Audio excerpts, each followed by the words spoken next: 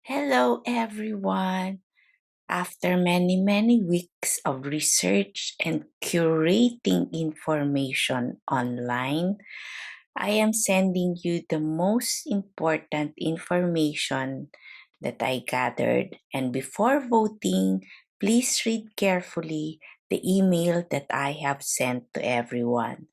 The deadline for voting whether we will pursue a BAM or business as a mission or non-profit is next week, which is November 22 or this coming Friday also.